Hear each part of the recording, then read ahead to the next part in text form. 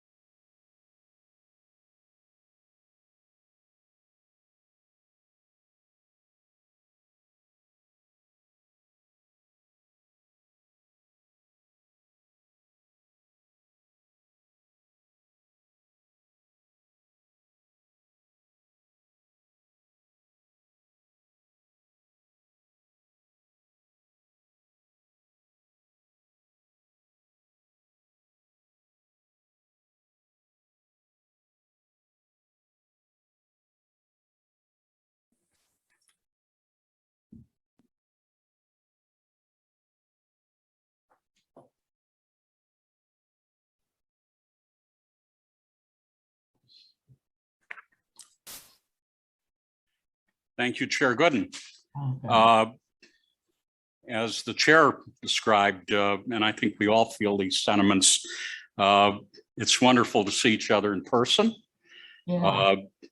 It's terrific that we're getting together this way more often than we were over these past months. And I would report that we are getting together. Over the last few weeks, I, together with many of you, have been to building dedications, groundbreakings at Towson, UMB, the USM at Southern Maryland.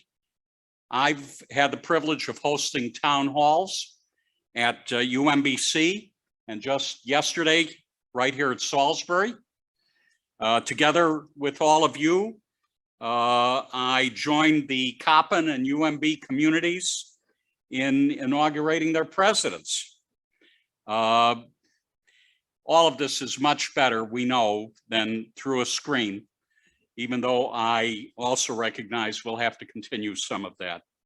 I want to add my congratulations to the chairs for the many members of this family named to the Daily Record Top 30 list. And I also congratulate the 3 members of this board selected as Daily Record 2021 icons. Chair Linda Gooden, Regent Ike Leggett, Regent Bob Wallace, fitting recognition of your leadership. And finally, I thank our host on behalf of the USM staff. Thanks Salisbury University and its great president, Chuck White. As you've already heard, these are exciting times at Salisbury University. Chuck, you've got a new branding initiative, a capital campaign, the Dave and Patsy Rommel Center for Entrepreneurship that you pointed out, which has just opened at Salisbury downtown.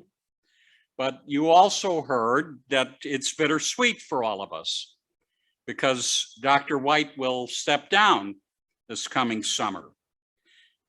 He closes an impressive chapter in Salisbury's history. And Chuck, I want to thank you for all you've done to elevate Salisbury's national prominence, both in excellence and in value. You've made a considerable investment in enriching the campus climate. And Chuck said some wonderful things related to the system and his fellow presidents with regard to the pandemic.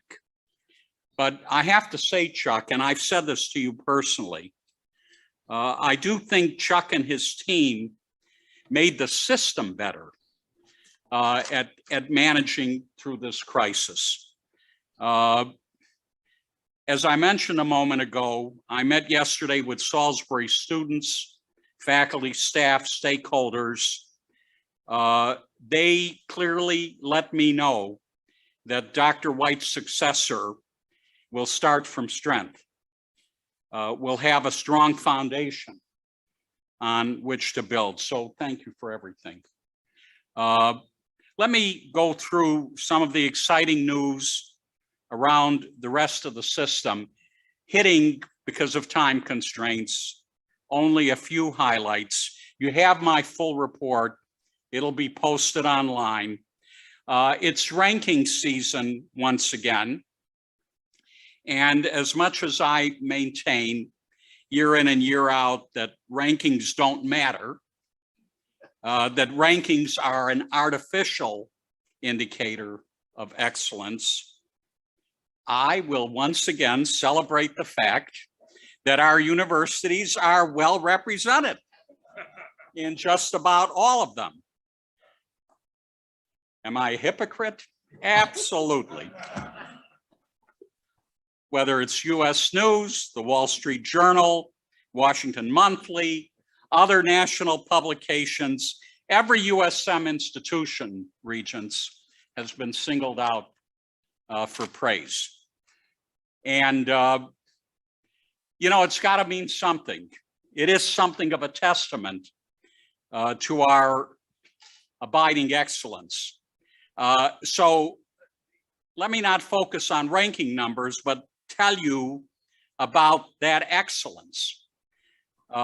Since our last meeting just 2 months ago, UMBC has won more than $70 million to lead significant research partnerships.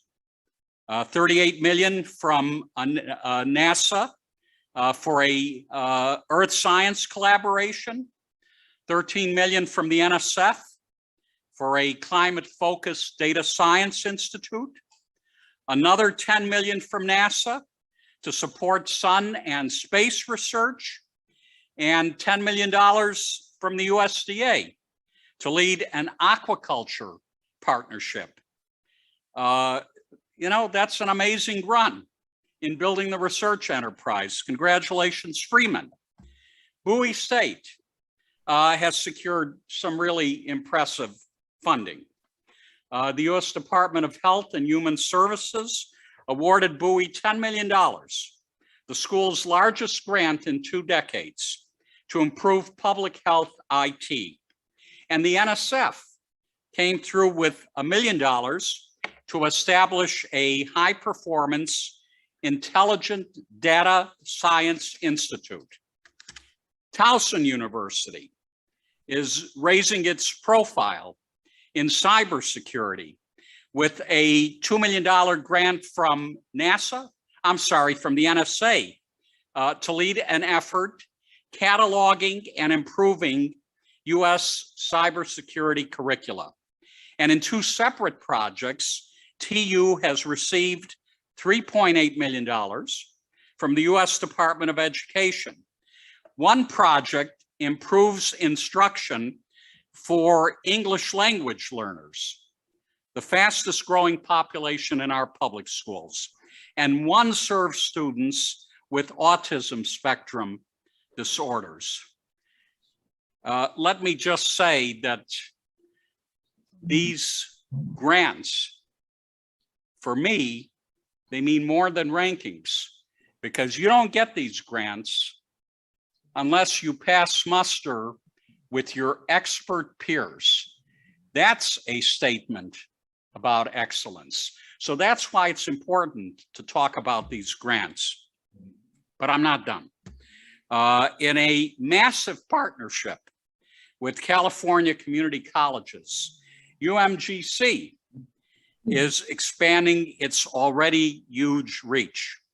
The transfer partnership opens up UMGC's 90+ online programs to more than 2 million students enrolled in California's 116 community colleges. And on this day after Veterans Day, it's gratifying to note that the Military Times just ranked UMGC #1 among educational institutions for recruiting and supporting employees who served their country. Thank you, Greg. Yeah. Huge congratulations are due to UMES President Heidi Anderson, who was just named board chair-elect of the American Association of State Colleges and Universities. Such a notable distinction. She's going to serve her term in 2023. Congratulations, Heidi. Plus, UMES just inked a partnership with Alaska Airlines in a bid to remove the barriers that prevent pilots of color from entering and advancing aviation science. And finally, NOAA renewed its 5-year, $30 million commitment to the school's Living Marine Resources Cooperative Service Center, which diversifies the marine sciences.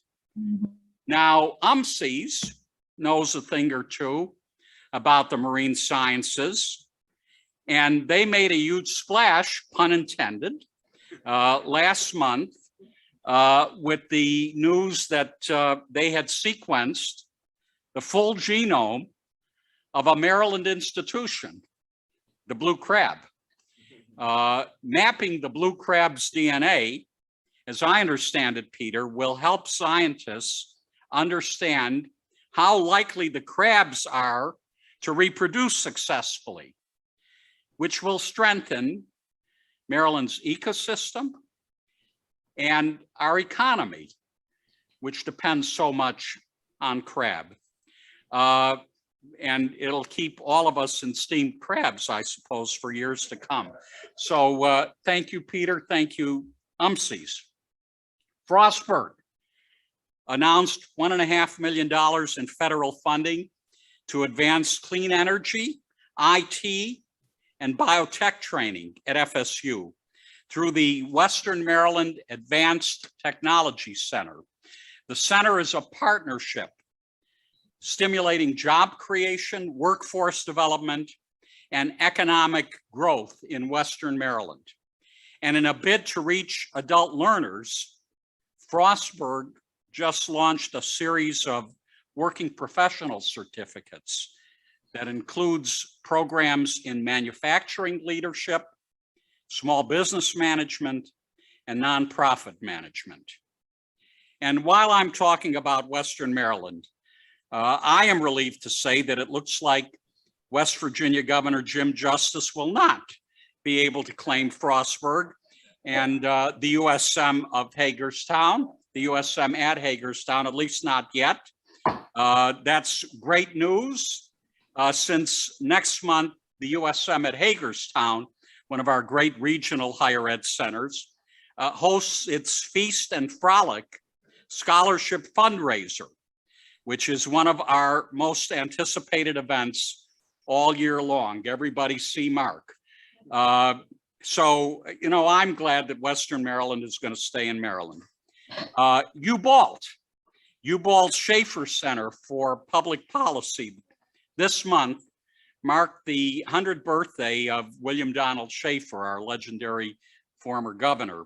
And I had the privilege of presenting the 2020 Schaefer Award for Public Service to a great friend of the USM and somebody incredibly deserving of the honor, Sister Helen Amos of Mercy Health Services. Also, UBALT's Negotiations and Conflict Management Program is partnering with the Federal Mediation and Conciliation Service to offer collaborative dispute resolution, education in dispute resolution, research in dispute resolution for university students and faculty, and for federal mediators. And Kurt, I just want to say that I'm all in on the UBALT branding. I didn't slip up once, you notice. The past few weeks have seen College Park cement its place as I should say, the global quantum powerhouse. The university won a $5 million award from the NSF to lead a multi-institutional team in developing prototype quantum routers and modems, which will pave the way, as I understand it, for a quantum internet.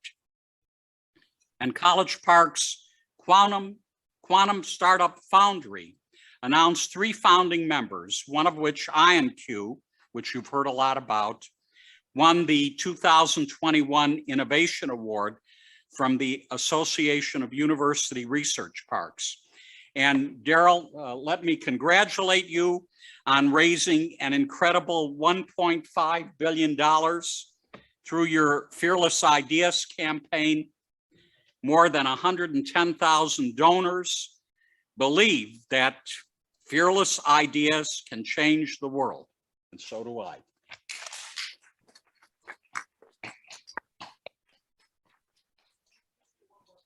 Right, you did say B. B. Now, last month, I joined President Pines and a host of VIPs at the USM at Southern Maryland, where we cut the ribbon on the Smart Building. You all need to see it. It was terrific to see, we talk about collaboration, so many partners gathered together from academia, industry, government.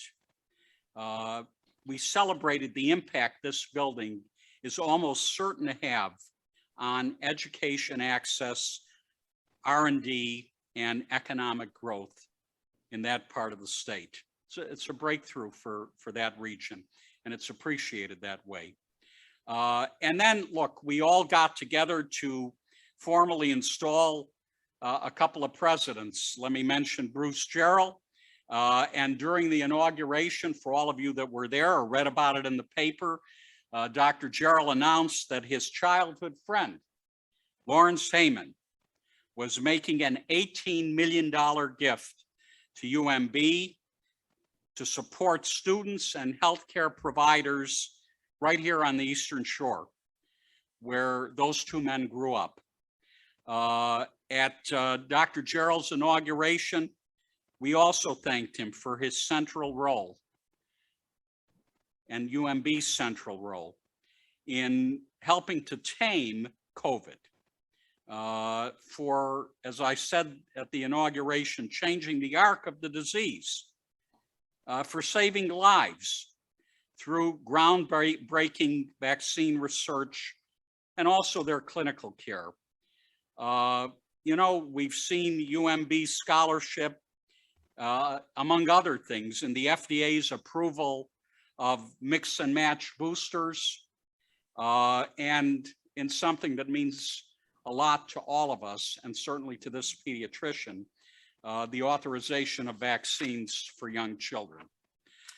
Bruce, as COVID releases its grip on us just a little, I know we owe a profound debt of gratitude to you and the UMB family. We also installed Anthony Jenkins as Coppin's 8th president. And in one of his first acts following that formal installation, Dr. Jenkins announced a $1,200 tuition credit for all Coppin students who register for the spring 22 semester. You know, we all talk about affordability. He did something about it. The credit directly reduces students' tuition and fee balance. We all know that institutional aid works. The data are there. It improves retention. It improves completion. And it's a lifeline for so many of those students who are struggling to get by. In a similar vein, the universities at Shady Grove recently hosted the 9th annual induction ceremony for the Montgomery County Business Hall of Fame. And they raised nearly $200,000 for USG scholarships. Since the Hall of Fame was founded in 2012, it's raised about $1.5 million in scholarship funding for USG students. Again, affordability, access. Look, the last two items I mentioned about scholarships make a good segue for my close, which involves students. And it's fitting because it's the primary reason we do what we do. First, an announcement that it's student region nominations season. We know our schools are home to the best and brightest. We think about our two student regents we have now. We have Nate, and we again hope to see a strong crop of candidates from the institutions for student regent. The deadline for nominations, November 30th. We'll interview them. The governor will make his appointments in the spring. I want to thank the presidents, who in turn I hope will thank their vice presidents for student affairs, who bring such amazing candidates who contribute here to our attention. And finally, there's somebody pretty special I want to introduce you to, somebody who's asked to address the board. Her name is Julia Moore. She's a second-year student right here at Salisbury. Julia is our fall 2020 Kelly Regents Scholarship Award winner, which is a merit award given by the Board of Regents. Julia is a double major, psychology and biology, and she plans to continue her education past her bachelor's degree, pursuing either medical school or a physician assistant program. Yes, I've talked to her already. Chair Gooden mentioned our students' service to our country, and Julia is just such an example. She's a member of the Student Military Veterans Association. She works in the Veterans Affairs Office here in Salisbury. She's an active Army Airborne Reservist stationed at Fort Bragg, North Carolina. And what that means is that she drives round trip during the week for her reservist responsibilities. If you want to calculate, that's a 6.5-hour drive each way. So with that, Madam Chair, I like to formally end my own report and ask somebody very important to address you. Julia, please come to the podium.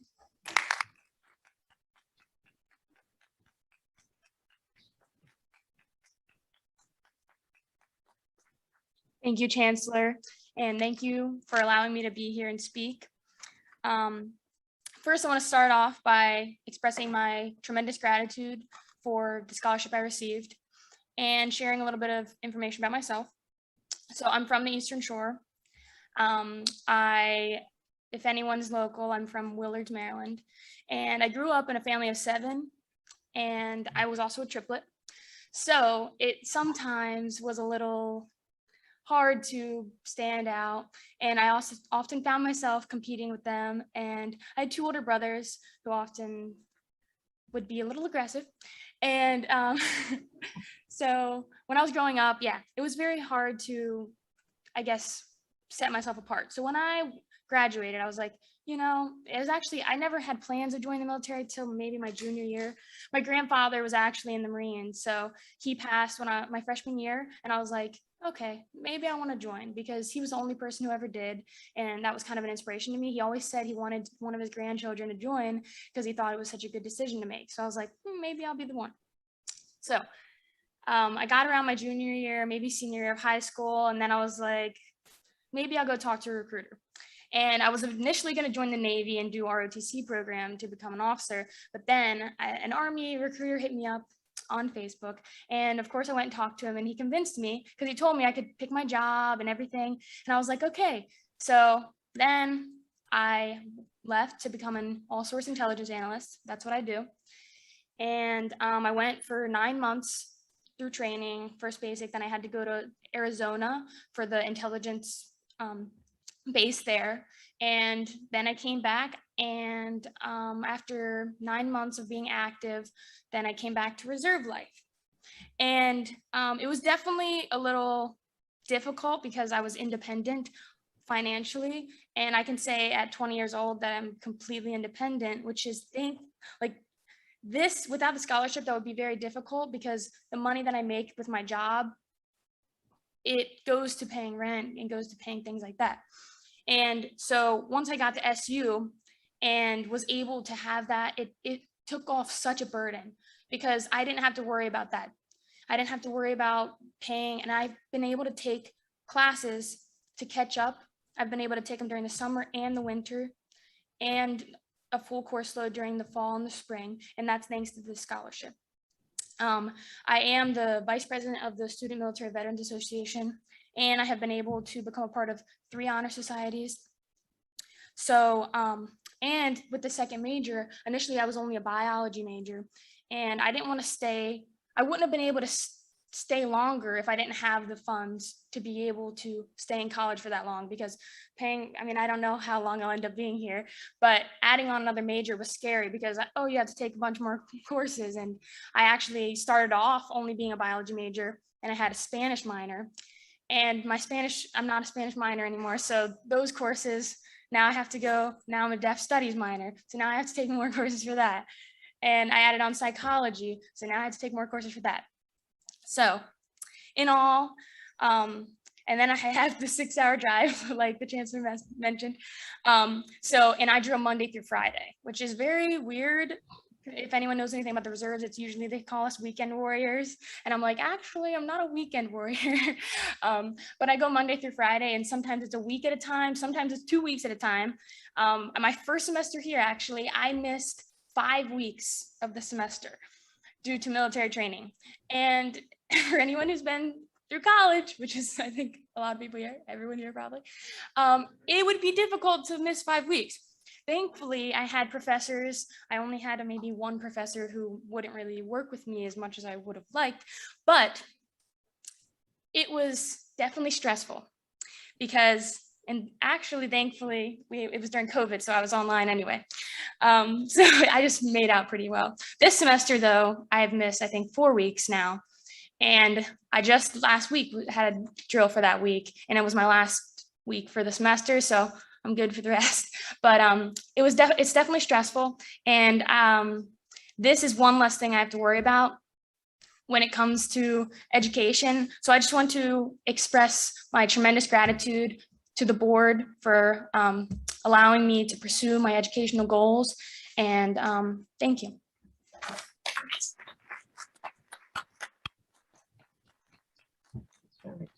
Also, if anyone has any questions for me, feel free to ask.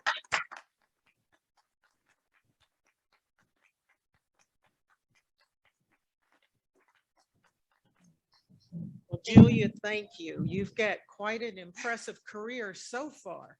Thank And you. we can't wait to see what comes next. Thank you very much. So thank you very much. All right, thank you. Yes. Thank you. I don't know. I don't have a question, but as a veteran and someone who was stationed at Fort Bragg, I don't think we truly appreciate when young men and women continue to enlist or serve this country, which is the greatest military power on this planet. Thank you very much for your service. All right. Thank you.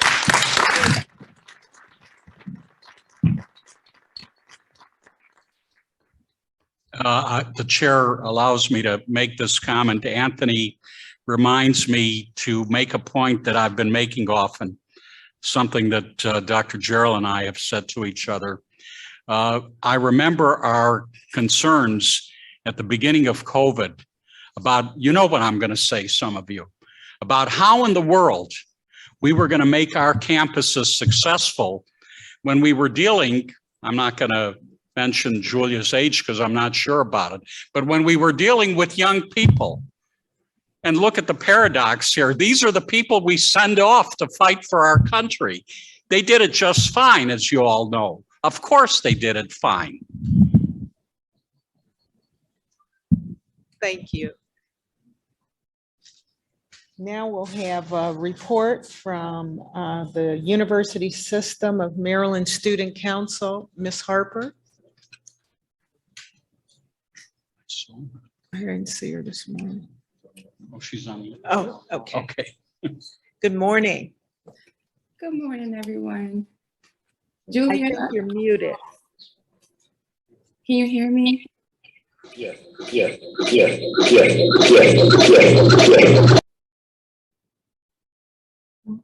you hear me? Hello? Hello?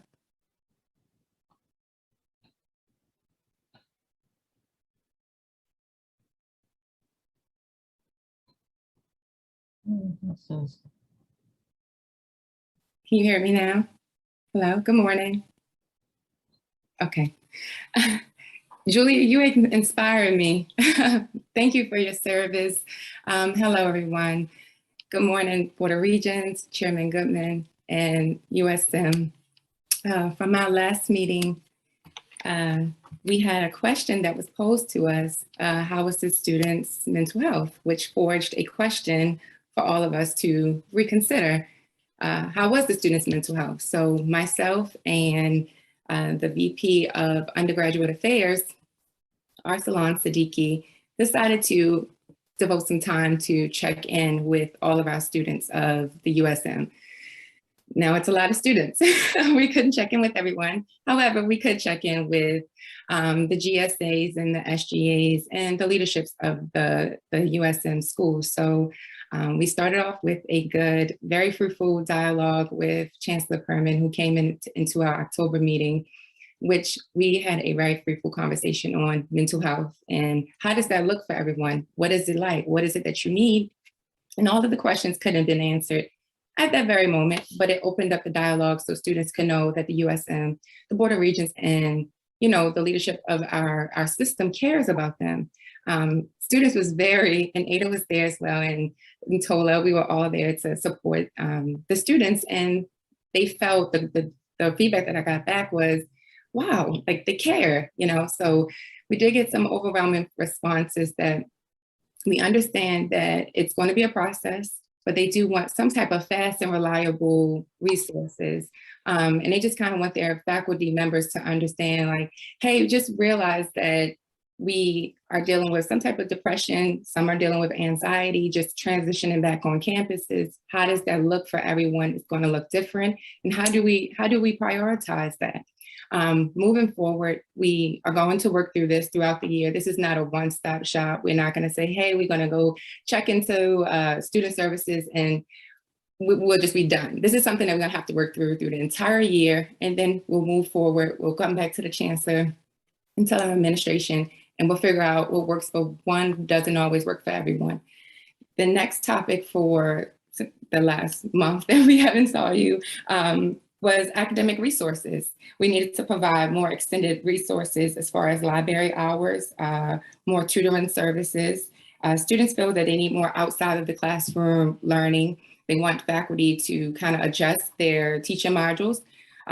Some faculty members have been using the same teaching modules they used before COVID, and we have to figure out how to extend things outside of the classrooms. We're learning online, we're learning in hybrid environment, and we cannot keep doing what we did before if we want to get results, in a more progressive way.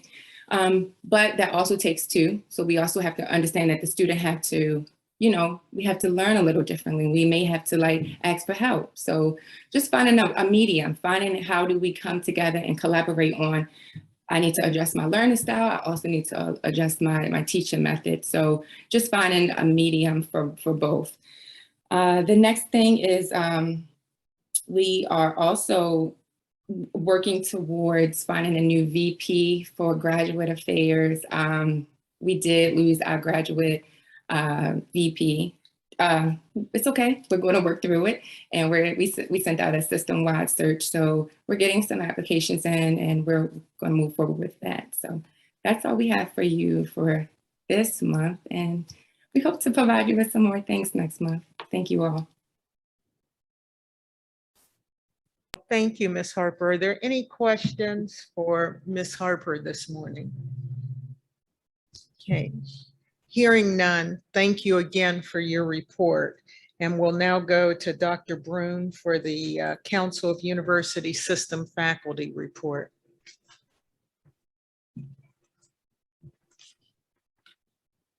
Good morning, everyone.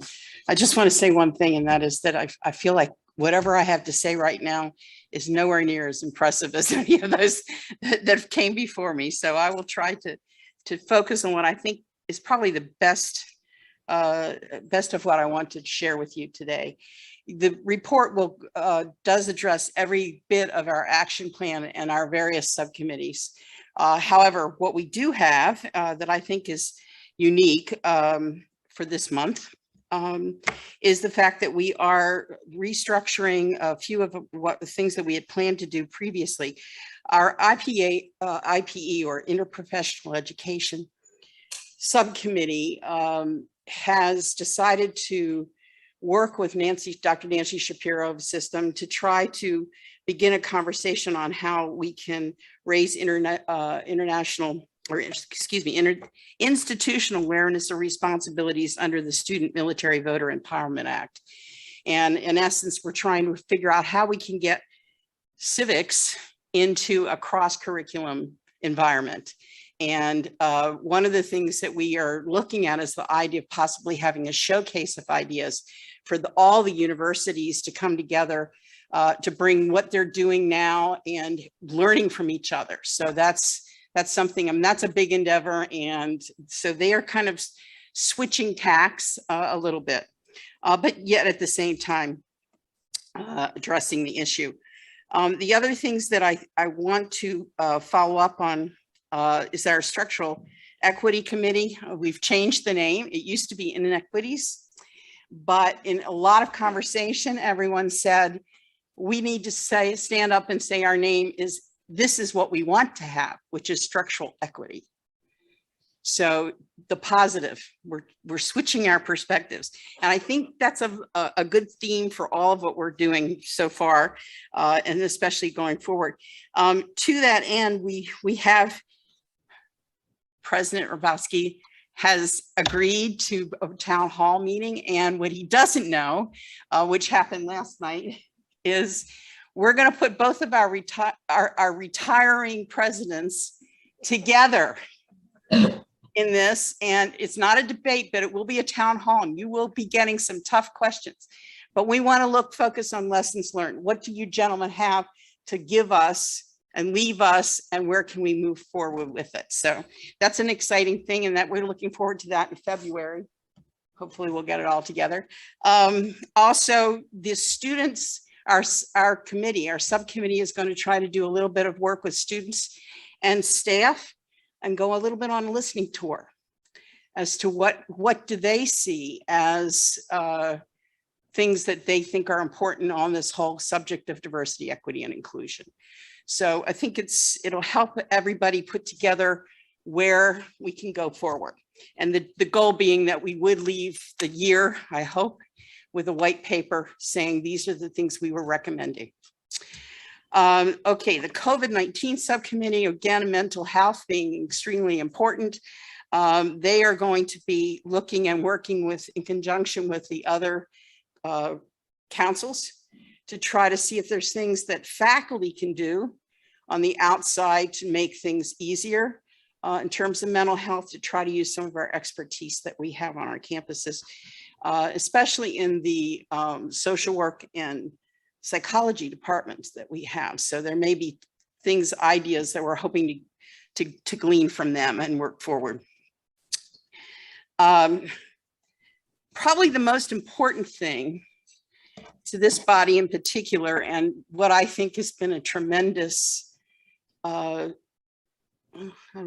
movement, I guess, on the part of all of us, is that in the October Chancellor's Council meeting, I was giving a report about some of the things that we were hoping to do for diversity, equity, inclusion. And President Anderson asked this question about Are you going to be in curriculum? Are you really going to be looking at some of the problems, like the money problems? You know, we talk about resources, you know, we all have ideas, but, you know, faculty can somewhat be in a world of this is the best thing to do, but do we have the money to do it? And she brought that up. And my response to her at the time, because I was a little bit taken aback and knowing all of the relationships between faculty and administration, I said, this goes to the heart of shared governance. We are somewhat adversarial. I hate to say it, but that's kind of identifying the problem. And in doing that, and I responded that way. And at that meeting, President Bro reached out and said, what can the presidents do to help this? And at a loss, I said, well, one thing I guess is to tell us about the problems, tell us about the money issues, because we don't always know that.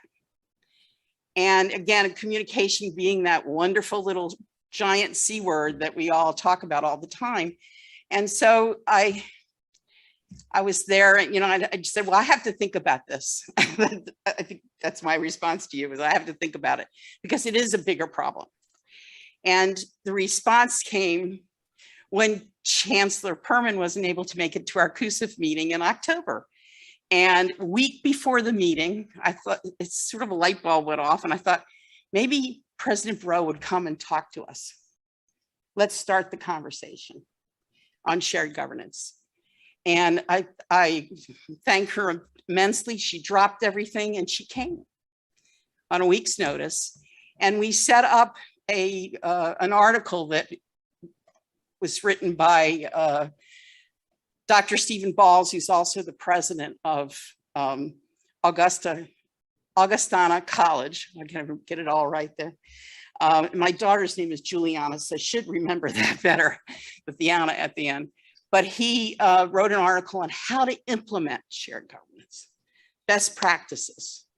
And so we talked about it and we had a wonderful hour conversation. And we came to several conclusions, mostly that we need to look at where we're at in our policies and our perspectives, because what the president sees as shared governance, you know, what the provost sees, what everybody thinks about what shared governance should be, can be totally different from what the faculty sees, what the staff sees. So we need to look at that and share those perspectives. And that's the first thing that comes out of all of that. And we started to do that a little bit. And the identification of the role and responsibilities in shared governance. I keep going back to that because with roles and responsibilities comes accountability. Coming back to people and saying, you know, we like your ideas, but what are, you know, you made a decision, where are we in this? Where are we held accountable? Also, we wanted to optimize the momentum that we got from COVID. We did work together well. And so why don't, you know, let's not pull back now. Let's say, how can we make this collaboration better? And as part of that, we as CUSIF have semi-annual meetings with the faculty chairs, Senate chairs. And it just so happened that we had one just after this conversation. And in that meeting, the beginning of this month, we invited Dr. Stephen Balls to come and talk to us. President Balls came. It was a wonderful conversation. He did bring a lot of good points out that were important to all of us, not just reviewing our policies, but how to build trust. What is it we can do with each other to build trust? And so all of these wonderful ideas came out. And the bottom line is, although I don't think we intended the year to start out with shared governance, I think it's going to be a year of shared governance conversation. That's it. Room. Hearing none. Thank you for the report, and I love the positive attitude. Thank you. Understand that Dr. Shoshana is online, and so there you are. Yep, good morning. I hope that you can hear me all right. If folks can just give me a thumbs up and let me know that you can.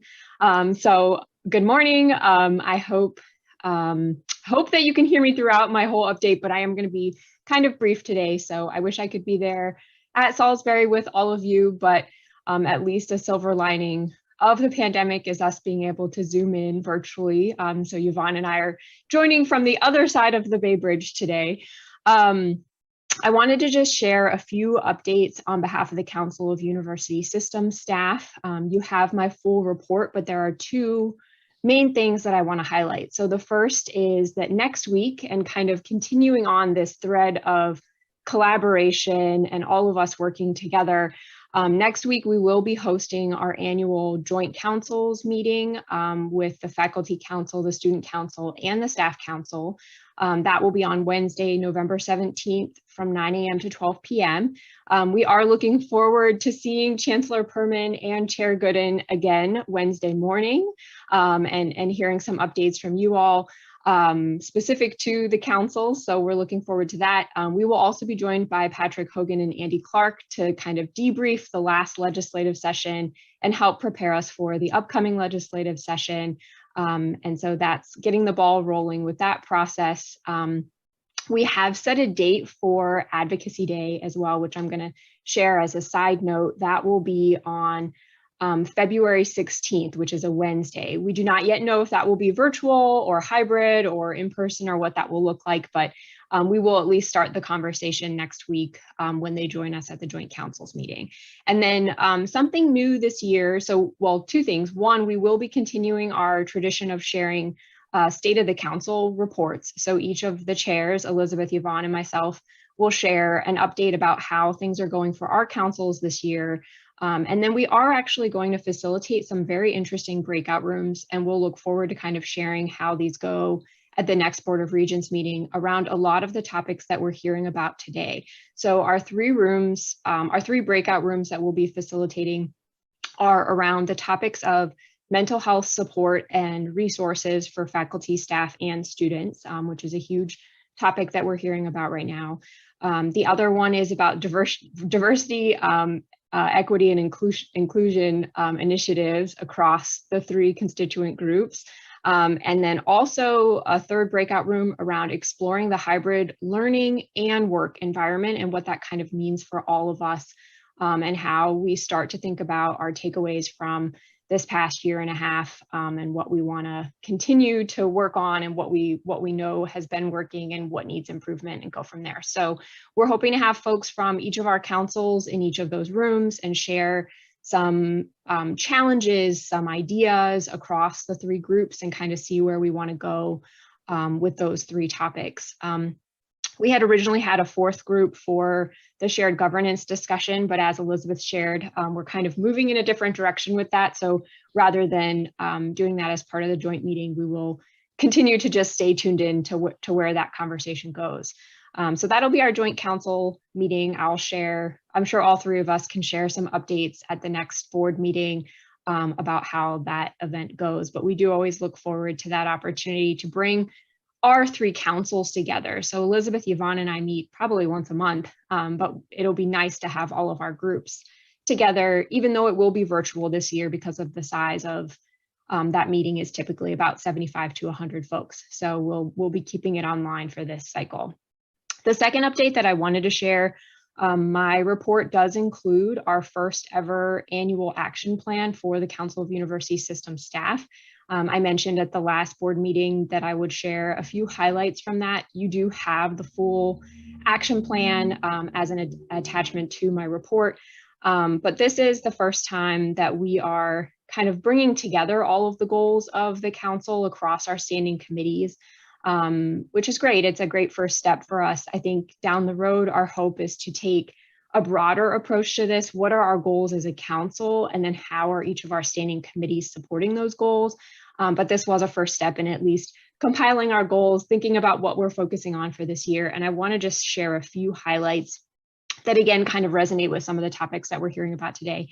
A big one for us is definitely thinking about succession planning. So how do we create a pipeline and development of potential leaders for our council from year to year, because we do have transition. We've been fortunate to have the same leadership for 2.5 years now, and obviously next year that'll be a major shift for us, as some of us are for sure stepping back this time. And so thinking about how we develop future leaders, how we help prepare people for those roles, and how we have a seamless transition from year to year for our council. And then a couple other items that I just want to highlight. We will definitely be focusing this year on exploring and understanding the impact of hybrid work environments on staff, what works, what doesn't work, what folks are looking for as we move forward, and the kind of flexibility and hopes that staff have for how that will continue to look. We are going to also be focusing on increasing our communication efforts. I think the communication between us and the other councils and the presidents and the chancellor and the board have been great, but we're really thinking about reciprocal communication back to the campuses and staff at each of the campuses, and how we're making sure we are hearing the staff concerns and sharing back what we are hearing as a council from the system and the board. So kind of reciprocal communication efforts. And then a few other tiny things, just continuing to think about how we recognize staff and the amazing work that they're doing, both through the Board of Regents Staff Awards, but other efforts on each of our campus to recognize folks, knowing that this has been a challenging time, and how do we really give some kudos to those that are going above and beyond, and also just those that are maintaining as best they can with all that we are dealing with right now. And then last but not least, we are going to dive a little deeper into understanding the university system policies that impact staff. This is not something we have been proactive in doing. A lot of times it's, here's a policy change, it's brought to the council, we will vote on it or we'll try to understand it, but this is a little more of a proactive approach to understand what are some of the things that are in the system level policies that impact staff, and helping folks understand those a little bit better, and making that connection back to the system for staff as well. I think those are the main highlights that I wanted to share. So that concludes my report for today. I am happy to answer any questions that folks have.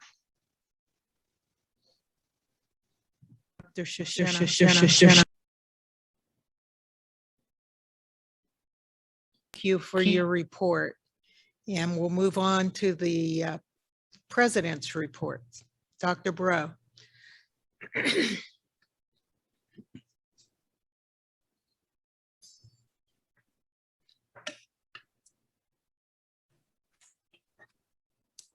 Good morning, everyone. Good morning, Chair Gooden, to our regents, colleagues, to everyone here today. I'd like to, first of all, say thank you to our hosts, President White and the entire campus, for hosting us today. And like others, I share your sentiments with regard to the inspirational words that we've heard here today, especially from our students, and including Julia Marr. Just outstanding words and very, very inspiring. Before I begin my report today, I do want to acknowledge someone, a special guest who's joining me today. And Dr. Anderson, this might be especially relevant for your newly appointed role, and congratulations to you on that role. Joining me here today is a protege from the MLI Ask You program. The MLI program is designed to enhance leadership and diversity in the executive role for higher education. And joining me here is Dr. Cheryl Giddens from the University of Wisconsin-Madison, who's a participant in that program. And I'd like for her to just stand and acknowledge her at this time.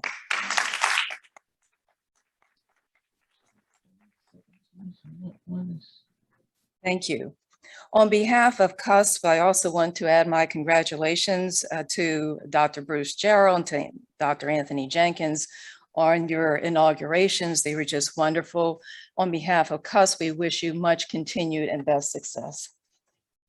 As noted in my written report, and you do have a written report in your packets, the Council of University System Presidents continues to convene bi-weekly on matters related to the COVID-19 and other issues on the first Monday of each month to address broader system-wide matters. Since the September report to the board, CUSP has met on 4 occasions, and you have the dates in your report. And since September, the presidents have been keenly monitoring on-campus vaccination rates for their respective students, faculty, and staff. These discussions have included implementation of the vaccine mandates, including medical and religious exemptions. COVID-19 testing, continued COVID-19 safety protocols, and plans for the spring semester. The universities continue to update the system with the vaccination rates and now routinely report these numbers to the Maryland Higher Education Commission. The monthly CUS meetings addressed a myriad of issues, and over the last several months, the President's Council has provided feedback on the planning around the strategic development and the strategic plan that's under development. The Council also received updates on economic development initiatives and discussed a number of topics, including cybersecurity, wages, and enrollment. The President and the CEO of Visit Baltimore joined CUS at our October 4th meeting to present on the upcoming CIAA basketball tournament to be held in Baltimore City in February 2022. The exact dates are February 21st through the 26th. I won't go any further as the host university. I could say more, but you can go online and find out more information about that exciting event. In closing, I do want to also acknowledge the invitation from Dr. Brun and the Council of University System faculty for inviting me on behalf of the Council of University System Presidents to their CUSEF meeting on October 18th to discuss the topic of shared governance. I share her comments this morning here today. I thought it was a very productive, robust, and meaningful discussion. And I look forward to having much more dialogue to discuss our mutual interests. And so again, I want to acknowledge Dr. Brun for your leadership. Thank you for reaching out and not thinking about, oh, well, maybe it's going to be too short of a notice, because sometimes those are the best opportunities when we seize the moment and just get us in the same room. And you did that, and I applaud your leadership. And again, I look forward on behalf of the Council of University System Presidents attending more meetings so we can continue that discussion on shared governance. Madam Chair, this concludes my report. Well, thank you. Any questions for Dr. Bro? Hearing none. Thank you, Dr. Bro. Thank you.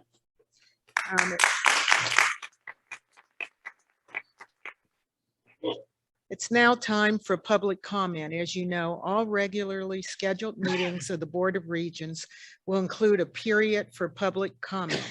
We have set aside 15 minutes for this purpose. Seeing as we've received no comments for this meeting, I will move directly to the consent agenda. The next order of business being the consent agenda. Decisions regarding which items to include on the consent agenda were made by me and the committee chairs. However, any regent may request that an item be removed from the consent agenda for separate review and discussion. Before I move approval of the consent agenda, I ask if there are any other items that any regent would like removed from the consent agenda for separate review and discussion. I move approval of all of the items. May I get a second? Second. All in favor? Aye. Any opposed? Any abstentions?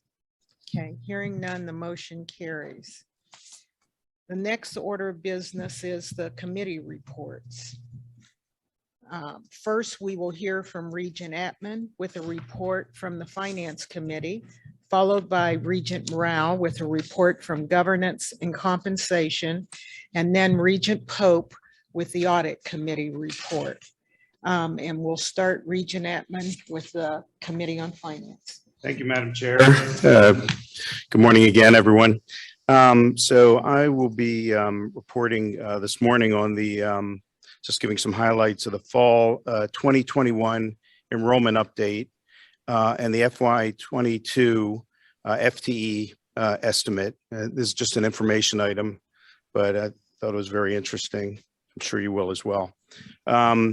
The annual preliminary enrollment and FTE report is the first official report where the institutions provide an enrollment number for the fall semester. So we've had estimates up to this point. This is the based on actual head count. This report and a presentation were provided to both the Finance and the Education Policy and Student Life Committees when they met recently. And I would also mention at the outset that we this is such an important topic that we have a separate enrollment work group chaired by Regent Fish, who I believe is virtually connected here. And we are really looking at enrollment because obviously that's the lifeblood of our institutions. Just in general, the USM's total enrollment decreased for the third straight year. Now, obviously, we've had COVID in the last 3 years, so we're not sure what the impact of COVID is yet in terms of the future trajectory of our enrollment. But, you know, we can see that other states are suffering the same kind of reductions in enrollments. And we hope this is temporary. The report before you summarizes updated enrollment information and compares the enrollment to the recent budget submission, enrollment projections, and the previous fall 2020 semester. So the highlights are the following. The preliminary fall 2021 headcount enrollment was down 3.2%, which is 5,383 students compared to fall 2020. And this would have been worse if not for the increase of 672 students at College Park. The estimated 2022 FTE of 125,961 was a decrease of over 4,000 students compared to FY 2021. Let's see, first-time, full-time students actually increased by over 1,000 in the fall of 2021 compared to the fall of 2020, which is a positive sign. This increase is primarily attributed to 4 institutions: College Park, UMBC, Towson, and UMGC. Across the system, undergraduate enrollment was lower by over 5,000 students. The decrease was evenly split between full-time and part-time students. Graduate enrollment was down overall, largely or really because of a drop in part-time students. However, full-time graduate students increased, specifically at College Park, UMBC, UMB, and Frostburg. Total enrollment at the HBIs decreased by 4%. So those are the highlights. Again, I know Regent Fish is connected, and I would ask her if she has any comments, and also Regent Gordine, if you have anything you'd like to add, please do it this time. So can everyone hear me? Thumbs up. Can I be heard? Yes. Great, thank you. So by way of background, the board does have, as Gary said, an enrollment work group. And it was established, the work group was established to look at the campus enrollment plans and the data in much greater detail than would be possible at a finance committee meeting. The enrollment work group's next meeting is November 29th, and we will go into a deeper dive and look at the fall 2021 enrollment. In addition, we will also hear about the campus enrollment plans. And in those plans, we're asking the campuses to address the broader trends and market conditions, the shifts that we're seeing in higher education. We can see now, in looking at the data, we can see now more than ever the importance of retention and student success for enrollment. So we will make sure that we keep both the Finance Committee and EPSL up to date, as well as the board. And we will focus this next meeting on those enrollment plans with an emphasis on our campuses that have challenges with enrollment. And with that, Michelle, I'll ask if you had any comments. None. Okay, this is on. Good morning, everyone. Thanks to Regent Fish and to Regent Atman for your comments. I will only add brief commentary to what you've already said because you've covered the key areas of concern. On November 8th, the Committee on Education Policy and Student Life met, and Chad Muntz reviewed the data with us as well.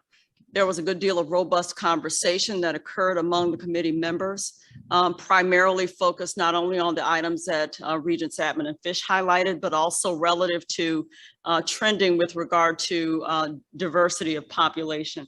And one of the things that we focused on was the predicted changes in demographics relative specifically to whites, African Americans, and Latinx. We saw a great opportunity to begin to focus on the Latinx population with regard to encouraging and increasing those numbers who pursue higher education, because right now our understanding is that those numbers are low. And one of the things we requested was that as we move forward in developing strategies, that we make sure we leverage any opportunity we have, specifically including the universities at Shady Grove, given the demographic population of Montgomery County, and obviously other opportunities across the state, in order to focus not exclusively, but certainly to provide some focus there to encourage students who previously might not have considered higher education as an option. What can we do to ensure that we are inclusive of that population as well? Thank you, Madam Chair. Madam Chair, if I might just finish with this one comment, which is that one of the other things that we're really going to be focusing on is recruiting more students from Maryland. We export too many students to other states, and we want to keep them here. So we want to listen to them. We want to get a sense of what we need to do. We need to market ourselves in a certain way. I think focusing on the Latinx community is a great idea. It's growing so quickly, I know, throughout the state and other communities, similar communities. And, we have a fantastic product, great universities, and our enrollment, I know in the future will be moving in the opposite direction. So thank you. Thank you, Regent Atman. Any questions, Chancellor? Thank you, Madam Chair. Thank you to the Regents for their comments. I want to underscore a few points here as everyone has been listening to this. We can't underestimate, and Regent Fish mentioned it, the challenges, but also the opportunities of retaining the students that we get. You heard from Regent Atman that in many respects, we're doing well with first-time students. We get them in. And the challenges of the day keep them from staying. And we talked about this a little earlier, their financial needs, and also the things outside of the classroom that make them leave or that stress them, the mental health issues, other kinds of social services. So student retention, particularly as it relates to financial support, student services, becomes a major focus for us. We're making that case to state leaders because we need help with that. Thank you, Chancellor. Any other questions or comments, Freeman?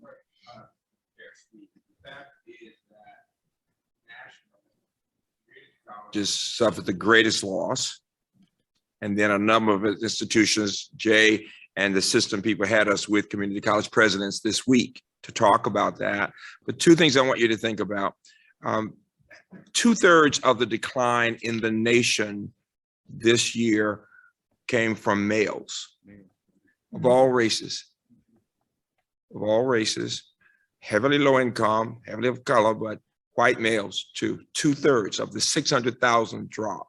200,000 were women, 400,000 men. And I think as we think about these issues, we should look at disaggregating data and intervention strategies for different groups based on what we know at this point. Low income, males, people of color, but males of all types, of all races are in college at lower levels, and we should be concerned about that. Thank you.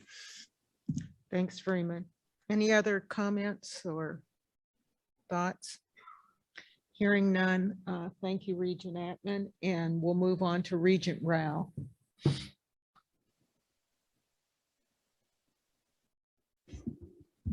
Some sound. Thank you. Have two items for you today. First one is an action item for us to consider, and it's a very timely one in that we are actively involved in two very, very important presidential searches.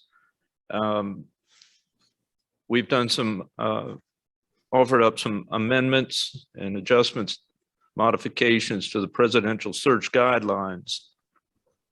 At our November 4th meeting of the Governance Compensation Committee, the committee reviewed and recommended revisions to the guidelines on the presidential searches. Proposed revisions seek to clarify, for the most part, some aspects of the process and incorporate lessons learned from recent searches. In summary, and again, much of this is clarification, and the language has been added to articulate the board chair's role in appointing the chair of the search and screening committee. With regard to the chancellor's appointments of search committee, the guidance has been updated to reflect the requirements that the board must approve the membership of the presidential search committee.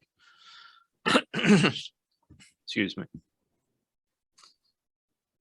This one I think was of particular interest because we often get many comments concerning the makeup of the committees and making sure that we have proper representation across all the stakeholders. And that goes directly to the size of the committee. Added language to increase what was originally 12 to 15 member search committee size to 18 to 25 to give us the opportunity to broaden the representation throughout the community. Other as a practice, second regent will be included on the committee. And finally, we'll clarify the role of the university staff member who supports the committee activities. So much of this was housekeeping, but I think the increase to the size was in direct response to comments and questions we've had. So, Madam Chairman, I think this requires an action. Can I get a motion to approve these amendments? So moved. Second? All in favor? Aye. Opposed? Abstain? Passed. Second item on my agenda here is for information. And it's one that probably is of great deal of interest to everybody in the room. And this is clarification and improving, updating our compensation methodology. I'm sure there's always interest in that. Our compensation of the university presidents and the chancellor is a fiduciary responsibility of the board. Best practices in this area call for objective benchmarking and periodic reviews.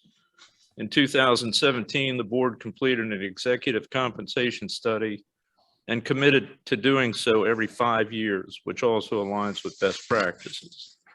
Today, we'll discuss our methodology for executive compensation, and I'm going to turn this over to Vice Chancellor Herbst, who will introduce our guests. Is that correct?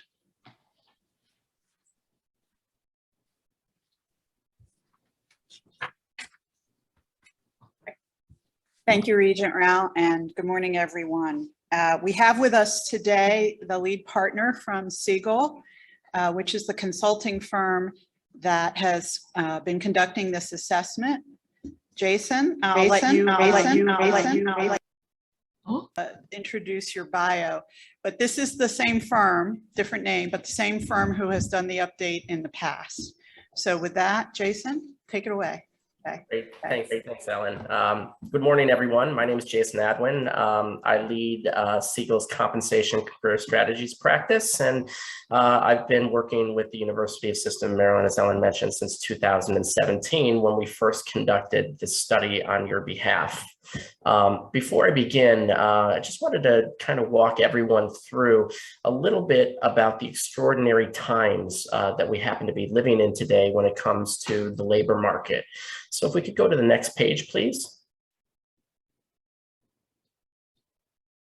Great, thanks. So you really can't pick up a newspaper today or a periodical without hearing something with regard to the labor force. The Great Resignation, or the Great Reshuffle, as many have been calling it, is real. For the last 5 months, there's been successive records of employees leaving their jobs for new opportunities. We also know that the labor market itself is considerably smaller today than it was prior to the pandemic, both through the retirement of baby boomer populations, as well as caregivers who have left the workforce to care for either children or the elderly that haven't returned. And what we see here in the marketplace is really supply and demand economics up and down the hierarchy, from entry-level hourly employees all the way to up to the executive population. There's a lot of work to be done across industries, across your campuses and institutions. It really is affecting everywhere.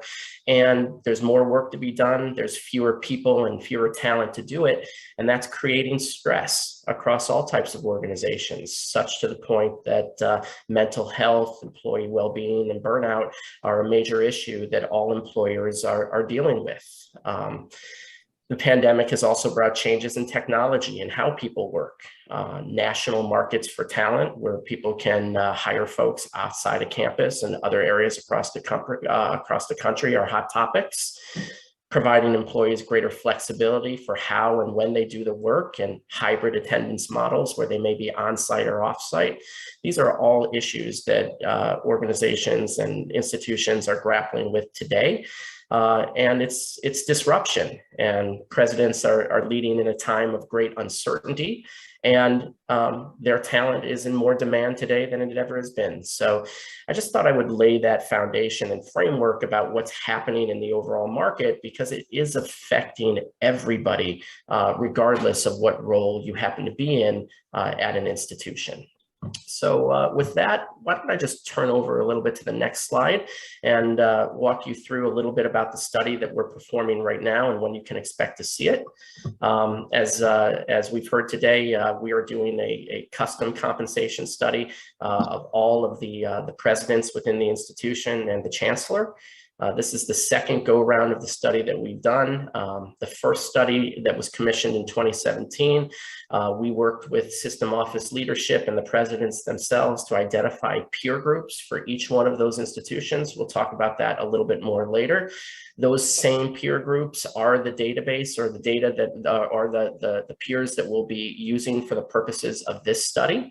All of those peers by institution are available in the appendix. So we won't be going through institution by institution, but they are there for your review.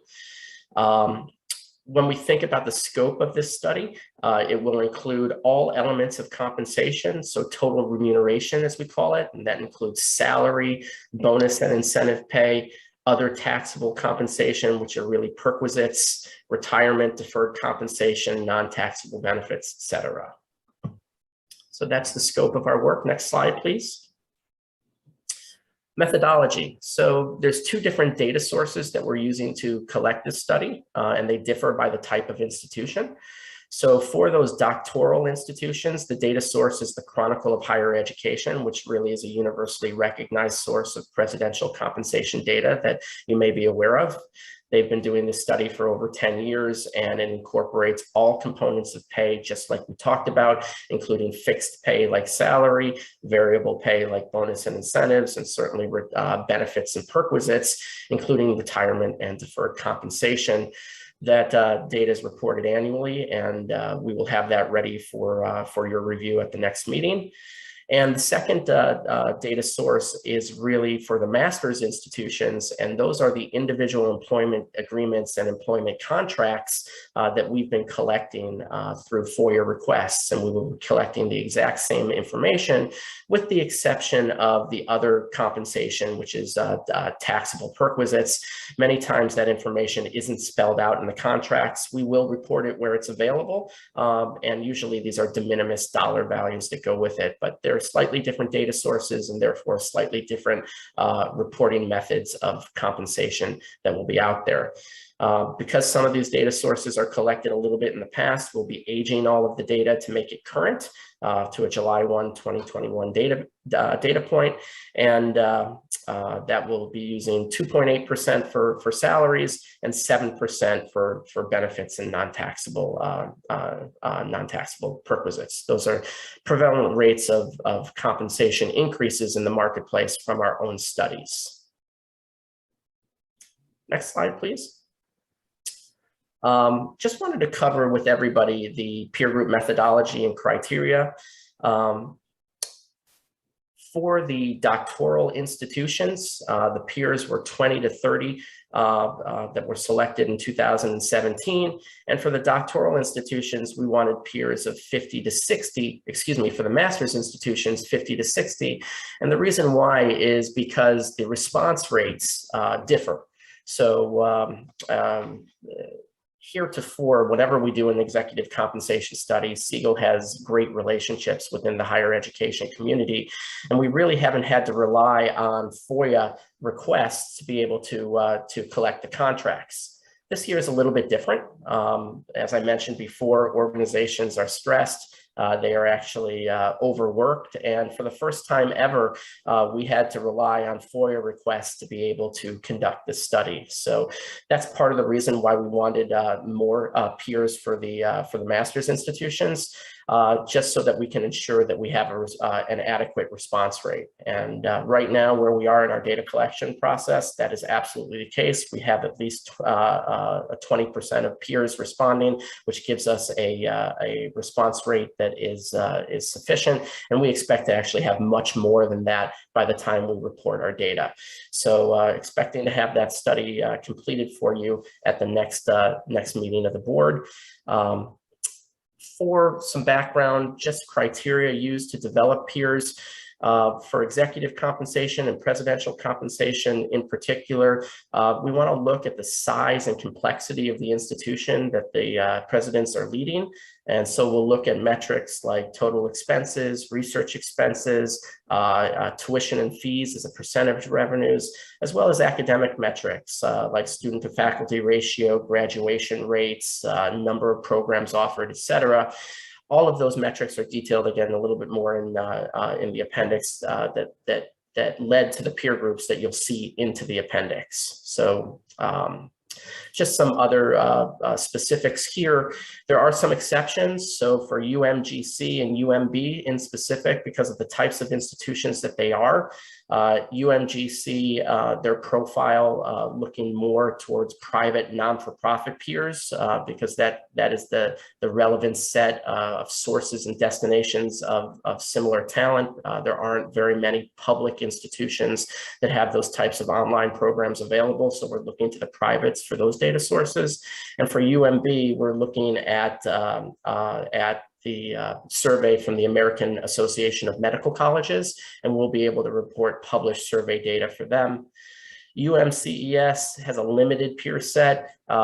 This has always been a little bit problematic for benchmarking because of that. So we anticipate providing some published data sources and other ways for internal calibration to best match that particular institution. And of course, lastly, for the system group or the chancellor comparison, we're looking at heads of similarly sized systems or leaders of large multi-campus institutions for the purpose of that comparison. Next slide, please. So that really is all of the, the background and context. Expect to be sharing the results with the board at the next meeting. And I'll take any questions from those who might have them right now. Any questions that anyone has about the methodology? I think you can see based on the presentation, that it's a very disciplined process. It takes the better part of a full semester to get through it, and we'll learn more about it at the next meeting. Thank you. That concludes my report. All right. Thanks, Regent Rao, for bringing this to the board. Our next report is from the Committee on Audit, and Regent Pope is going to present that. Morning. Farm up. The audit committee met on October 25th, and we discussed a wide range of topics. I want to touch on 3 of them here this morning. The first is on affiliated foundation policy development. For those of you who have been on the board for a while, you recall that 2 years ago, we had issues with affiliated foundations going off on their own, raising money and entering contracts in the name of the various universities without first notifying or getting authorization from the specific university in question and their administration. Ellen Herbst and Bob Page reported on their efforts to update and enhance the policy arrangements that ensured that our affiliated foundations act responsibly and for the benefit of the system's institutions, as they generally have, with the exception of a few that required attention. Since the draft policy was presented to the audit committee in June, Ellen and Bob have been engaged with the Attorney General's office and have incorporated and resolved all of the AG's comments with the exception of one or two issues that they are now working through with the foundations. And we've targeted the end of the year for a final resolution of these issues and an improved policy on affiliated foundations. Second item is on preliminary financial statements. One of the jobs of the audit committee is to review with staff the audited financial statements, and the committee was presented with preliminary results of the financial statements for the fiscal year, which ended June 30th, 2021, which are in the process of being finalized and will be published and provided to the Regents in final form next month. As we heard from Ellen Herbst at this time last year, the system had developed a plan to protect the system's financial strength in face of a possible $500 million shortfall, plus a decline in revenues and increased spending resulting from budget cuts adopted at the height of the pandemic in 2020. Sounded pretty dire at the time. A plan was worked out to cut between Ellen Herbst and the chancellor and staff did a great job in working to cut spending by about a third of that $500 million potential shortfall due to pandemic related impacts, deferred spending of another third, and allowed institutions across the system to spend down reserves to cover the final third. Fast forward a year, the good news is it was not as dire as we originally feared. The system will report a modest $32 million decline in unrestricted fund balance rather than $170 million that Ellen had projected this time last year. Our institutions effectively managed through the crisis. The positive financial outcome was also greatly helped by two federally funded actions that were signed into law in December of 2020 and in March earlier this year. Most of you know as the CARES Act funding from Congress. There is now a total of $574 million in federal aid that has been authorized for the USM institutions. And through June 30th of this year, the institutions have used about $240 million of that funding. The remaining $325 million is fully in focus and is in new budgets to ensure that no federal funding is left untapped. You'll get a broader report on those financial statements at the December board meeting. The final and last item is on enterprise risk management and crisis management. I won't belabor the point because at the audit committee and obviously at the workshop last month, we went into this in great detail. The system office has been working with Huron and ERM and Grant Thornton and Margolis Healy on crisis management. And both consultants are expected to issue their final report next month. And those results and plans that come out of that work will be shared with the audit committee and the board soon thereafter. Ellen Herbst and her staff have been organizing the system office enterprise risk management process for those risks that are unique to the system and are not specific to any institution. But also we're working on how to operationalize the process so that Regents are informed about key and significant system-wide risks and mitigation strategies are in place. I mentioned this last month, but our next work group meeting, we will begin inviting representatives from all the institutions on a rotating basis to meet with the work group and share their status and implementation and their perspectives on exposure and what the appropriate mitigation strategies are that are being used. So we're making great progress on ERM. I wish it was moving a bit faster than it is, but as a whole, the operation is going quite well. On a final note, though, over the last 3 years that I've been dealing with ERM and CM, you know, when Chairman Gooden first threw me the ball 3 years ago, I really had never heard of it. And many of you may not have heard of it, but as you ever want to know more about it, Google ERM. There are hundreds and hundreds of references, and it is a hot button topic throughout the business community, education community, the government. And it is an action item on institutions, universities, and corporations throughout this country. So we're in the forefront of that. And I'm glad to say that the university system is ahead of many other university systems in the country. So I'll end my report there. Thank you. Thank you, Regent Pope. And thank you for taking on this new challenge with ERM and crisis management. And so now we have the Committee of the Whole, and we're in April 2021, the Board of Regents authorized the Chancellor to work with the USM presidents to develop a vaccination protocol. The Chancellor, with the support of the USM presidents, implemented a COVID-19 vaccination mandate for fall 2021, affecting all students, faculty, and staff. Individuals who received medical or religious exemptions to the mandate were subject to routine COVID-19 testing. COVID-19 vaccination is critical to the system's overall strategy to mitigate virus transmission on our campuses. Currently, the USM's vaccination rates exceed the state's system-wide vaccination rates, and the vaccination rates for the system range between 80 and 94%.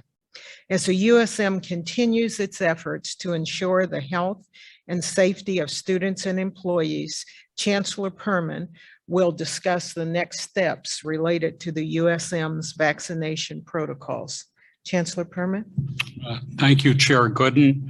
I want to provide a brief update to the board regarding the vaccine mandate and how we intend to proceed going forward, because we've come to a juncture now of needing to decide whether to extend our COVID vaccination mandate for the remainder of the academic year.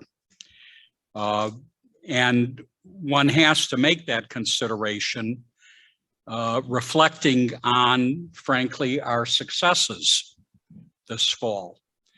On our campuses right now, there are roughly 150,000 people who are teaching, learning, working together in person.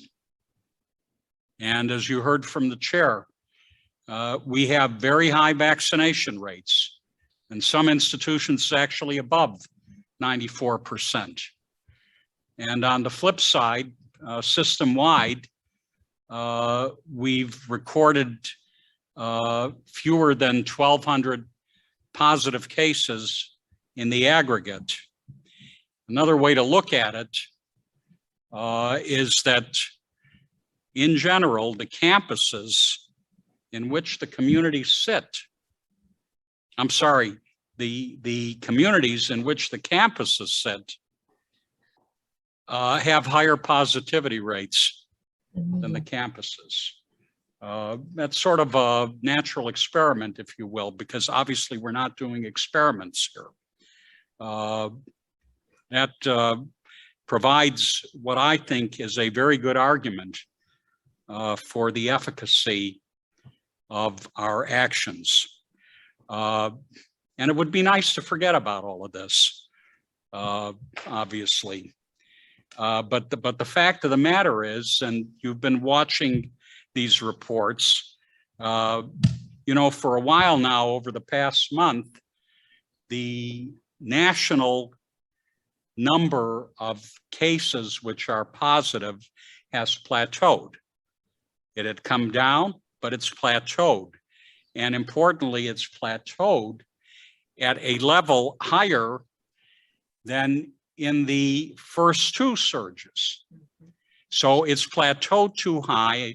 And some of you in reading media reports today will be as chagrined as I am to read that based on the Hopkins data, the majority of the states now are going up again in terms of the rate of positivity.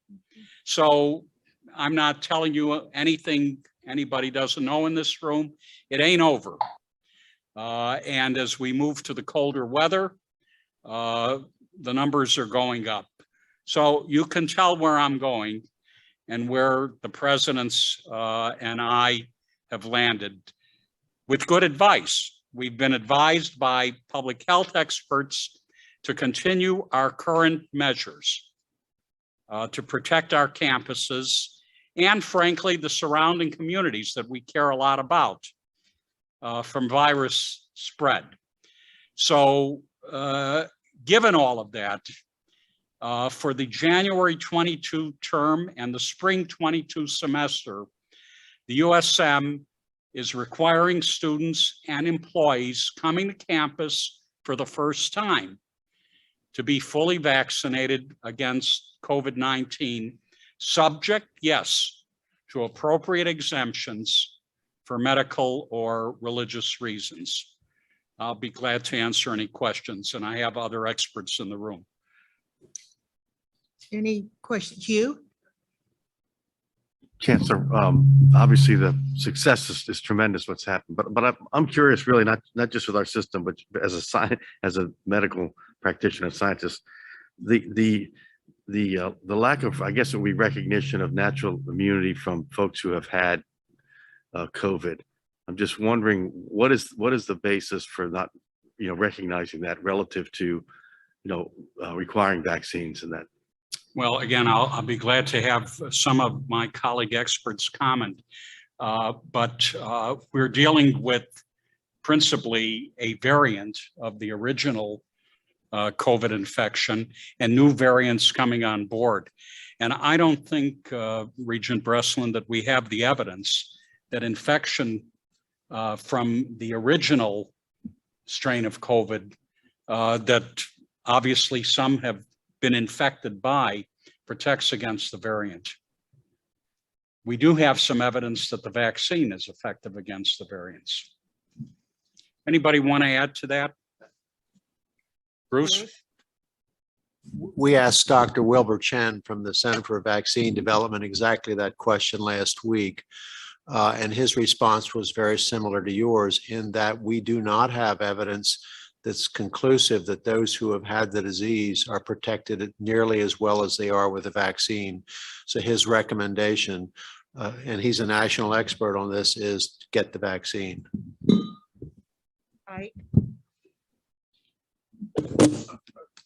Chancellor, there was some information we had earlier where there are some disparities among some of our institutions, but then I thought some of them were coming up. How do we shape of those that were somewhat lagging?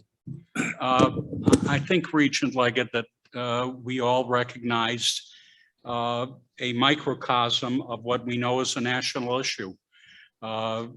Disparities in vaccination rates depending on demography and more specifically often depending on race for many historical reasons. Our HBCUs have been more challenged than our other institutions in terms of getting the vaccination rate up. But they've been fantastic in terms of their success, again, compared to the local and national scene. And they've been successful based on providing the kind of education that people deserve to have, and also making the vaccine available. And those numbers have come up. I'd be glad to ask President Bro, President Anderson, President Jenkins to comment.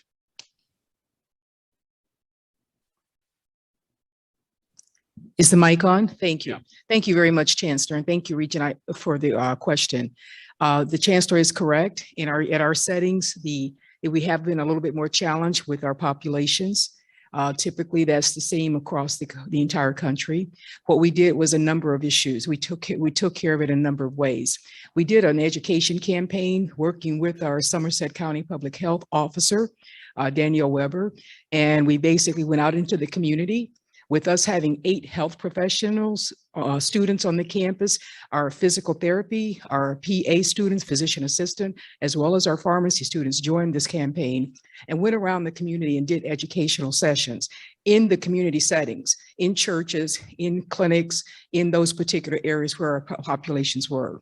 It really helped. The second thing that we did was had a vaccine clinic on campus, not just for our campus faculty, students, and employees, but also for the citizens in the surrounding counties. So they were able to come onto the UMES campus and get their vaccine. And then the third thing we did was several of us took the stands, like many of us did as presidents and chancellor, with telling the community our story and that we got vaccinated. And we did this in a concerted effort. Our dean of pharmacy, as well as the other faculty in the school who felt comfortable doing this in a video message, shared those kind of conversations. And then face-to-face, we shared them as well. Our numbers have risen. And then I would say the fourth thing we did with employees, we went through what we called a levels of compliance. And what I mean by that is if you weren't vaccinated and you did not have a medical or religious excuse, we gave you warnings and in a gentle way, in gentle nudges, until the individuals became vaccinated or got that medical or religious exemption. And that has increased our numbers tremendously. President Burrow? Thank you. Similarly, at Bowie State University, we have engaged in a campaign to ensure that our numbers continue to rise. We've had vaccination clinics on the campus. We have, prior to that, extreme numbers of testings that were happening throughout this pandemic. As a result of the outreach that we have provided to faculty, staff, and students, actually our numbers have come up significantly. For those students who did not get the vaccine, we provided alternative remote learning throughout the fall. However, every student at this time who is not vaccinated has a hold on their record. They must meet with an academic advisor to ensure that they're able to progress on time to graduation, because we are not set up to deliver all of our courses continually online for every academic program. We are a in-person learning environment. We're known for our HBCU nurturing, warm environment, and that's difficult in some respects to duplicate remotely. Therefore, we continue to encourage every student to get the vaccine. They must meet with an academic advisor to ensure they're able to get all of their courses so that they can progress in a timely fashion. So we will continue to require the vaccine for those students who are coming to the campus as it's designated. For those students who do not need to come to the campus, we still have some who are not vaccinated, but they are not on the campus, and therefore they are in compliance with the mandate. We still continue to encourage them to get the vaccine. We will be providing booster shots coming up on the 16th and encouraging our campus to continue paying attention to the science and data and getting the booster when that's available. Thank you, Dr. Bro. Dr. Jenkins?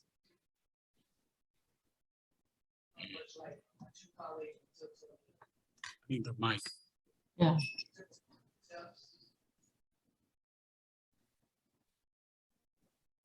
We took similar steps at both Bowie and University. Still not good. Now, we look at our student population and our faculty and staff population. We had a small number of faculty and staff who applied for exemptions, but I am pleased to say that What? that's good.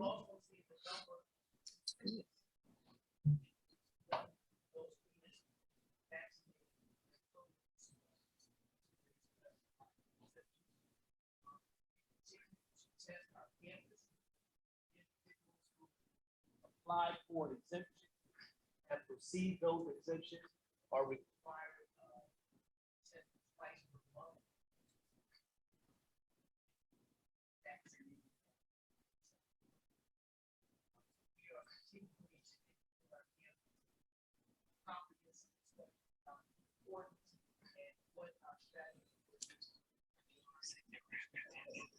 Yes. Andy? Quick question. I support this. It seems like the prudent decision. So thank you and to all the presidents for moving forward on this. It seems to me like this is a great example that's something that is priceless, but perhaps not costless. So it is on average the right thing to do, but I just want to be eyes wide open about what the costs that potentially are. So for example, what comes to my mind is, have we had a disproportionate number of staff at certain universities, colleges, in particularly hard to staff roles, decide they don't want the vaccine, therefore they resigned, or a certain number of students who decide they don't want to get vaccinated, so they unenroll, or faculty members who decide they don't want to. So these are natural costs, but at least let's be aware of them. So does anyone have stories, data along these lines? Presidents, do you want to comment? I would say our overall response is that we've not been significantly impacted. Go ahead. Please go ahead. The fact is, people have been very, I mean, just broadly, I mean, for us, 95 to 100% have been so happy that we are doing this because it keeps them safe. Many of them are in homes where they have little kids. So they really want to make sure that everybody is protected around them. So it's helped us to keep people, quite frankly. It really has. I would agree with President Hrabowski's comments. We have seen, however, a decline in some of our dining services staff, and that is a contracted service. And I think that's across the board. But other than that, we've not seen dramatic impacts to our campuses. I do want to give you the rates. Again, I said the rates have gone up significantly for Bowie State University. Vaccination rates with exemptions for staff are at 98%, for faculty at 95%, and with active students at 87%. So to the Chancellor's comments about how we compare nationally, those are very, very high. And I know that my colleagues continue together, we're working on greater outreach, but we've made great strides as we phase back in the staff initially back in July, the faculty phased back in August, and then the students enrolled at the end of August. So a lot of effort has gone forward to get to those numbers. People who are, quite frankly, at the bottom of the totem pole, just being honest about it, with those jobs where they don't have the education, where they're scared of science. And we're having to do a lot with that population. I was talking faculty and staff in general, but your point, I mean, we've got to keep helping that group to get vaccinated. It's very important. Andy, does that answer your question? It does, perfect. So because lines of Dr. President Hrabowski was just mentioning, that if we see a disproportionate impact on individuals, like this job is very important to them and they feel that they have to choose between their health and their job. I don't know what the right answer on that is, but it's helpful to know, for example, the dining services example. So thank you. Regent Gill.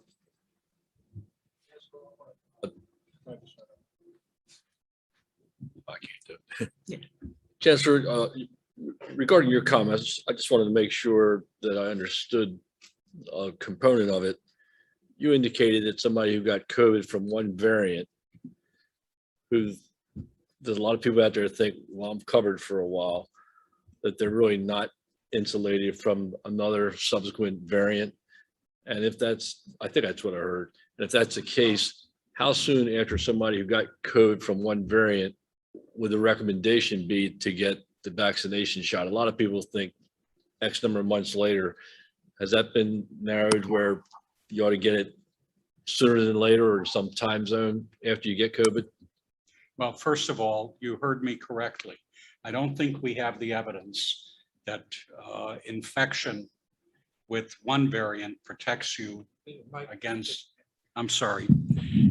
You heard me correctly. We don't have the evidence to be confident that once you get a COVID infection, you're great for any COVID infection. We don't know that. I think your other question is timing. You get infected naturally. How soon can you have the vaccine? Again, I'm going to look to my colleagues, but my understanding is that there's no rationale for delaying getting the vaccine. Bruce? Waiting 90 days. waiting 90 days, but I don't think there's a good answer to that. And the data we're seeing for Maryland, at least, is that there's really only one major predominant variant here in the state right now. So we're not seeing those other variables that you hear about from other countries at this point. Now that's a week old, so it might have changed. Dr. Bloffman, do you want to comment on the questions the regents are asking? I hadn't called on you.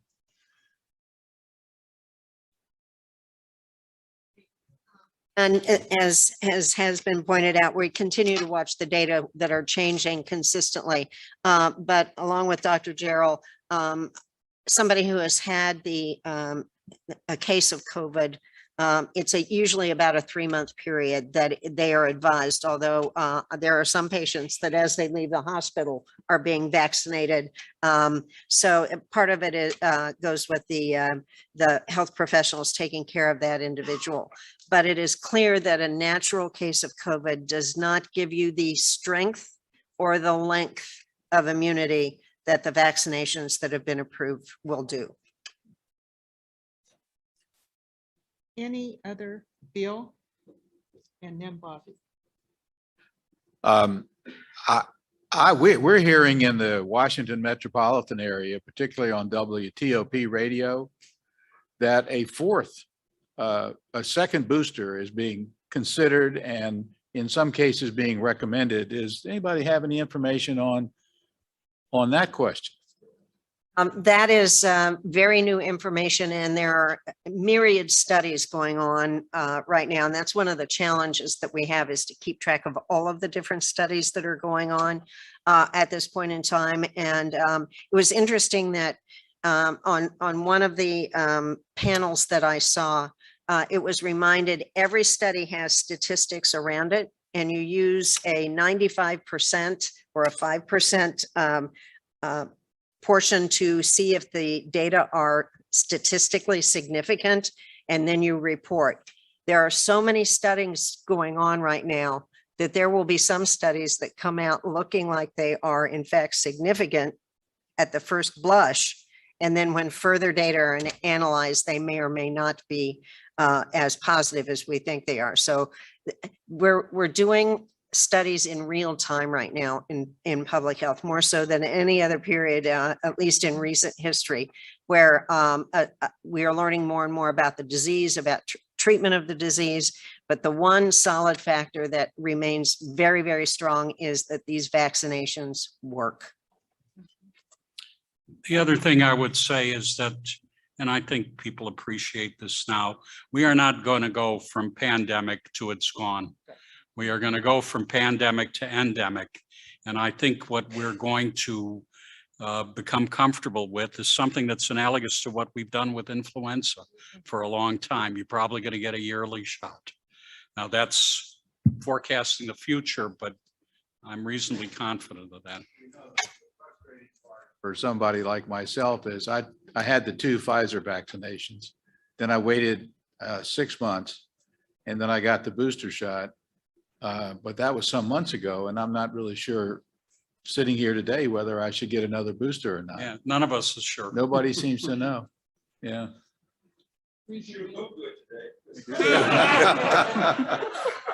You need to get a little closer. Yeah. If I could merely reiterate one thing, our campuses are being extremely helpful in messaging to their faculty, staff, and students and their population surrounding them. And they are stepping up with regard to boosters. The comments that, and we're asking today about extending the mandate for people who have not been vaccinated and are coming to campus for the first time in either the winter or the spring. We are not talking about any mandates around boosters. Rather, we are in fact providing good information and encouraging individuals to get boosters as is appropriate for the vaccines that they have had. So it's an ongoing process on all of our campuses. Regent, you. Thank you, Madam Chair. This is an important decision. I want to commend the Chancellor and all the presidents for their work on this. It's truly remarkable actually in the state of Maryland, being on one of our university campuses is one of the safest places one can be. And that shouldn't be overlooked. Dr. Rabowski made a point about our families with the children at home. Our vaccination policy did more to protect those young children who were then unvaccinated than anything we could have done. Thankfully, there's now the ability to get the children vaccinated. So if it were up to me, I'd say support the chancellor and stay the course, and we'll get through this. Probably the way the chancellor says, there'll be an endemic, and there'll probably be some sort of an annual vaccination just to make sure that we wipe it out. But you all have done great work, among the best work that's been done anywhere in this country, and I think you should be proud of it.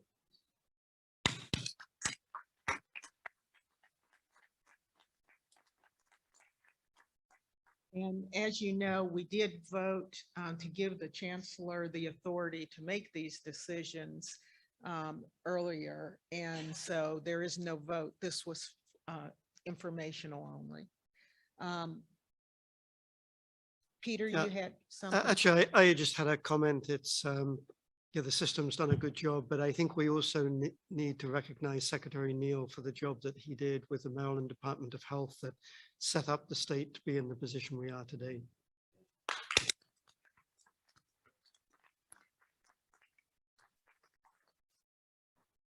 And since we're on that note, I think we should thank Dr. Wright for hosting us today in the middle of the pandemic, both for dinner and the meeting. And so thank you very much. I'd like to thank everyone who participated in the retreat. It was certainly high energy and we had a lot of topics shared. So thank you all for participating in that. And before we close, we have a couple other matters. One, I would like to take a moment to wish everyone a very happy Thanksgiving, since we won't meet before then, and a happy Hanukkah, which comes pretty early this year, I think the 28th to the 6th. And so we'd like to wish you a happy Hanukkah and hope that everyone will be safe, since you will be indoors. Chancellor, especially you, because we need you here. And Tim has a couple things that he needs to tell us before we adjourn and go into the Open Meetings Act. Thank you, Chair Gooden. Yes, Denise and I have some updates. We are going to take immediately after this session a couple of team photos. And I want to thank President Wright for providing Megan Raymond, who's a terrific photographer, who is going to take some photos. We're going to do it out here by the steps. Some of you might have remembered doing that here before, so that's what we're going to do it. We're going to have the presidents take the team photo first, and then they can come back in and get their box lunches before they go, and then we'll do the Regents. Okay. And for the Regents, lunch is in the boardroom right by the steps where we'll take our pictures. So if you could just pause for a second and let the presidents get their photos in first, and then you guys can come back in and grab your lunch. Thank you.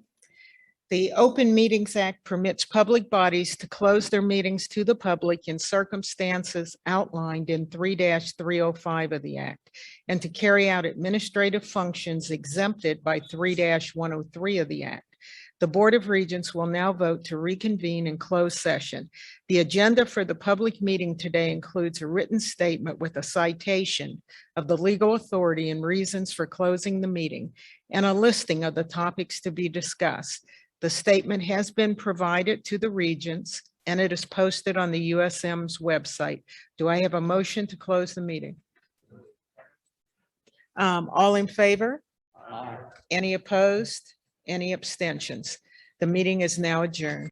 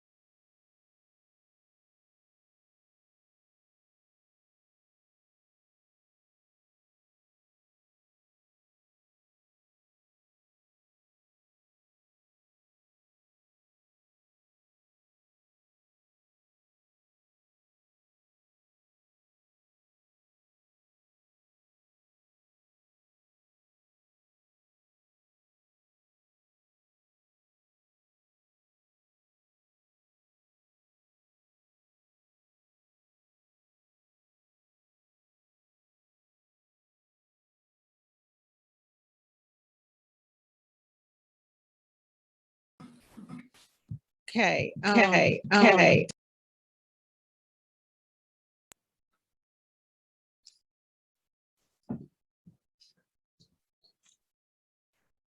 So it appears that when we voted in April last year to give the chancellor the authority, that the motion was actually worded correct, but the further definition of it made it a bit ambiguous. So we're going to try this time not to have any additional language around it. So the chancellor recommends that the board delegate authorization to the chancellor to work with the USM presidents on developing protocols, including requirements as deemed appropriate related to vaccinations. And so I'm going to move that we approve the recommendation. Can I get a second? Any discussion? I'm sorry, I'm too legalistic about this, but for open meetings requirements, if we're taking a vote on this in open session, Mhm. and we were in open session and it was noticed that we weren't voting on it, but now we're moving into open session without notice to the public that we're voting on something. Are we allowed to be in open session again to vote on something that the public hasn't had 48 hours to? Yes, we had that cleared with the AG because it'll go into our notes and into the meeting minutes, so people will have access to the information. Excellent. And the live That's- stream is up and running. Thank you. So, so having clarified that,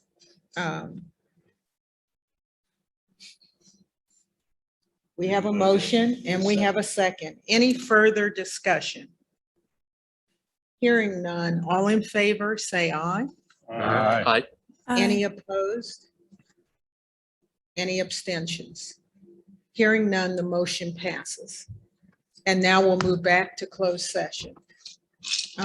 Elena, do I need to read the closed session again? Yes.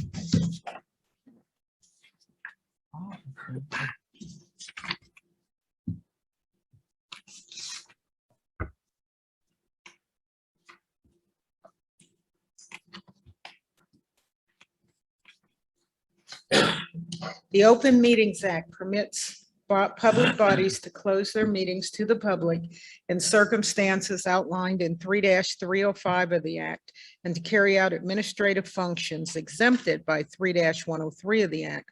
The Board of Regents will now vote to reconvene in closed session. The agenda for the public meeting today includes a written statement with the citation of the legal authority and reasons for closing the meeting, and a listing of the topics to be discussed. The statement has been provided to the Regents and is posted on the USM's website. Do I have a motion? Second? All in favor? Any opposed? Any abstentions? Hearing none, we are back in closed session and we'll begin the agenda with meeting with the presidents. And at each board meeting, the Regents meet individually with presidents as part of their performance reviews. This meeting helps the board better understand the president's goals,